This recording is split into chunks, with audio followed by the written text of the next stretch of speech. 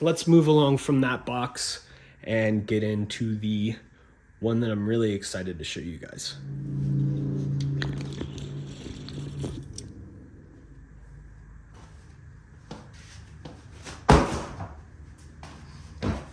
So digging into this box, it's been a very long time since I've been in this box. I'm not even entirely sure what shirts I have in here. Started off with the homies, Grape Slushy. Sean Cardwell, I'm sure you guys are very familiar with him. I think I traded him a set of 120 or 125 millimeter wheels for this shirt at a Woodward scooter camp. Next in line, one of the Elite shirts. Got this when I rode for the team. Always really liked their graphics. Corey Van Loo always did a really good job of producing really quality graphics for not only their clothing, but also for just like their cards, their ads and everything. Most of it's all hand drawn. You guys should check out his Instagram page. He sells art through his website, and this guy is just unreal. This one's kind of cool. It's a Vault baseball shirt. They made these a long while ago. This was back when they were in the Culver City building. As you can see, I got my wear out of it because it's quite cracked. The screen printing is barely hanging on. I can't find it in my heart to throw away anything scooter involved, so I'm just kind of a hoarder about it. I'm pretty sure this was also my first shirt that I ever got when I started working at the Vault. Oh, now this is a cool one. Even though my relationship with this company didn't end all too well, I rode for them for quite a while, and at the time they made the best wheels. Eagle Sport. This was one of the shirts that I got when I was on the team. Team Rider Josh Toy, as you can see. The team was stacked back in the day. I mean, Jason Beggs, Chris Gascoigne, Cody Donovan, Jessica Bolin, just to name a few. Here's another one. So they sent me multiples of that.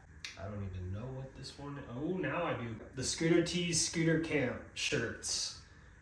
This was, 2011. There's quite a few sponsors that are on there, a lot of which are no longer around. I mean, you got Blunt, aka, Blunt or Envy, depending on what country you're in.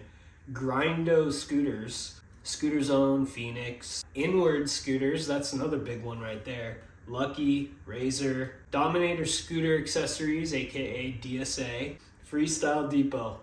Anybody that's not familiar with that one, that was Andrew Broussard's, basically his shop that, well, not basically, it was his shop that he had down in San Diego back when he first basically had Proto getting off the ground. There's also an SR logo on there too, as you can see. So that's kind of cool. You can see the SR in the Freestyle Depot. Spoiled Brat, that was a shop from the East Coast. ECX, they're still alive and kicking. Michael Pytel, shout out. Inside Scooters, that was a blog back in the day. Some of their stuff got a little gossipy towards the end. They posted a lot of information what was going on in the scootering community. Mad Gear, of course, Epic, District. Oh, and then Acoustic Productions. Ali Kermani, the team manager at Razor,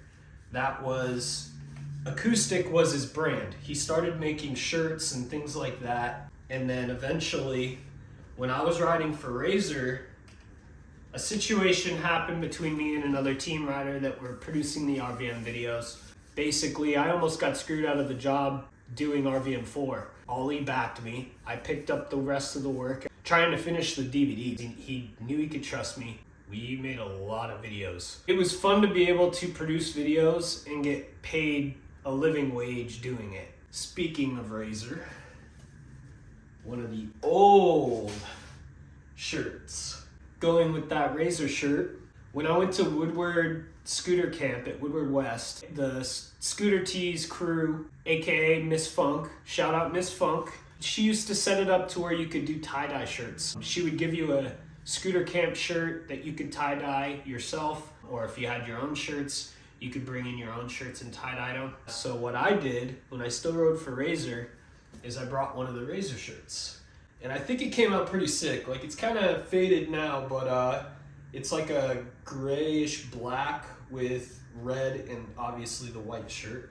but it came out really good. Like the swirl is like perfect. You can see it better on the back. Like the swirl's perfect. And not only that, the colors that I chose just so happened to match the colors for Razor. So it was just like a match made in heaven. It's a perfect combination. Now I'm gonna be getting into some of my, I have other shirts. I'm looking at one in particular in the box right now that I kind of want to hold out to show you guys last. I wanted to kind of get into the GoPed part of it because some of you may not know this, but back early 2000s, not only did I ride for Razor, but I also rode for GoPed. I rode for GoPed riding no-peds. I did ride motorized scooters. Like I was one of the first handful of people that were doing like tail whips on a GoPed, and which was insane to me to look back on because we didn't have gyros. So every time you do a tail whip, you had to worry about your throttle cable getting tangled, pinched, and that could pinch your throttle. So the second you whip that thing around, it just, the second it gets around. So it's like really scary, but we just ran really long cables and we tried to secure them in a way that allowed us to still be able to do tail whips without them like kind of dangling and flopping around everywhere. It was fun riding for GoPed, and GoPed took really good care of me when I did ride for them. One of the event coordinators, AMMRA, shout out Chris Zanowick and the Zanowick crew, Peggy, you guys are awesome. This was 2005 member t-shirt. It was a smaller series. It went against what became ISA, not the ISA that you guys know through scooter riding, but the ISA that GoPed ran, because a lot of the people in the industry, we saw them trying to kind of monopolize it in a way. It was GoPed brand only scooters that were allowed to race or ride freestyle or anything, so there really wasn't any opportunity for any other manufacturers to compete. That's when AMMRA, USSRL, was created. They started up their series specifically to compete against IGPA/ISA, and they allowed all brands. So this was allowing brands like Boxer to come into the mix. And they had, Polini was another one. There's quite a few other brands, Tri-Power scooters, which I will be talking about very soon. But there were other brands that wanted a piece of the action. They wanted to show that they had quality scooters and quality riders riding for them, but there really wasn't any way. And once AMMRA USSRL started, IGPA/ISA ended up allowing an open class, which allowed other brands to compete against GoPed brand, but all the major classes that everybody wanted to win, like you're getting noticed for, like you're getting world titles and all that sort of thing, they wouldn't allow any other brands. So it just it made people feel like they were kind of being cheated in a way. Now here's another cool one. This was my first shop sponsor in the GoPed industry. It's Peaks Performance Peds. They were out of Arizona, Papa Peaks. I still talk to him from time to time. He's a really good dude, him and Barbara, his wife. They're running somewhat of like a rehab facility. Not like drugs and alcohol sort of thing, but more angled towards mental health, like PTSD, like combat veterans, police officers, and things like that. And they're using horses, getting in touch with nature and riding horses. It's nonprofit. I rode for Tri-Power scooters. It's a very basic, jersey. It's just your basic screen printing, but it's from 2003. And I got this jersey right before a national that we went to go race in, where was it? It was in upstate New York. Not Kingston, but it was in upstate New York. Buffalo, I think. Like, it's kind of cool to see this jersey again, because I didn't race very much. I was more into the freestyle thing. I was a pretty good racer too when I actually stuck with it. I still actually have one of their scooters, one of their rollers in my storage unit. Now here's that really rare shirt that I told you about. Anybody that's been following me for a long time may have seen photos or footage of me wearing this shirt, but it's very few and far between. The brand never did happen. Things fell through. That's right, OCC Scooters, Orange County Chopper Scooters. We are gonna have a full-on parts company, tunnel approved as it says. It never did become a reality, unfortunately. I was gonna ride for their team. It's actually one of the projects that Casey Corning, the pro scooter rider, was involved with, because he also rode GoPeds. I'm pretty sure he rode for GoPed too. If I remember correctly, the two parts we were gonna come out with right off the bat were billet decks and a stem with bars. So it's gonna be somewhat of like a buff bar. But of course it was gonna be very much so like an OCC themed thing. Since I was gonna be a part of the company, be a part of the team, I was lucky enough to get one of the handful of shirts that were ever made, and I still have it to this day. I'm glad I held on to it. Now, here's a couple push scooter shirts. This one, I can't remember what year I got it in, and I vaguely want to say that I got it in a prize pack for podiuming, and I can't remember if it was Extreme Wheels or if it was the Incline Club, aka TIC. One of my good friends through scootering, I've known him since the early 2000s. He's still riding to this day, by the name of Matt Ogle, and it is a Scooter Insanity t-shirt. It's cheesy early 2000 graphics, but Scooter Insanity. But I held on to this thing, and again, I'm glad I did, because chances are most people have already thrown these shirts away.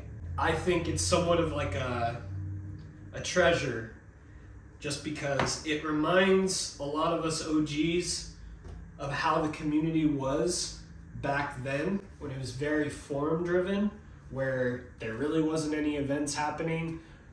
Everybody lived so far away from one another. Most of us were still kids, so we didn't really have like a job or money to like travel. Seeing another scooter rider was basically only being done online. Like, you wouldn't go to a local skate park and see a scooter rider. You'd see the little kids riding scooters, but you wouldn't see an actual scooter rider. Meeting Matt and a lot of those guys on the forums, we became close friends over the years because, of course, not too many of us around. And the fact that I still have a shirt from that time period is like something that I hold very close to my heart. So I'm glad I still have that shirt. Then we got this shirt. And a lot of you would kill for this shirt. Maybe literally. Razor long sleeve shirt. I believe this is even one of the ones that has the graphic. Yep, it has the graphic down the sleeve. It's not the one with the wheels. I had one of those too. I don't know where that one went. This was one of the first shirts that I got when I joined Team Razor. This was back in early 2001. At the second USA Scooter Racing event, which was the second scooter contest ever, apparently they took notice of me in the first event. I was keeping up with a lot of their guys in freestyle, but I always beat them at high jump and long jump, because believe it or not, that was a thing in scootering at the time. They saw how well I rode. Second event came around, same results as the first, where I was right there with them or beating them in those other categories, and they ended up approaching me at the end of the event and offered me a sponsor, gave me a new scooter and a bunch of apparel. Again, like a lot of these shirts, I'm glad I held on to it, just because there's a lot of history attached to it, a lot of good memories from back then. You really can't recreate that stuff anymore. So that's gonna do it for this box. I'm all out of shirts. I do have hoodies and stuff packed away in other boxes. I'm gonna take the opportunity to ask you guys, what do you guys wanna see? I have a bunch of parts back here. I have other apparel laying around. I've got the sticker box. I've got all sorts of stuff from that era of scootering. Like, comment, subscribe, share the video. Maybe some of your homies might be interested in learning a little bit about the scootering industry in its infancy. Until next time. Peace!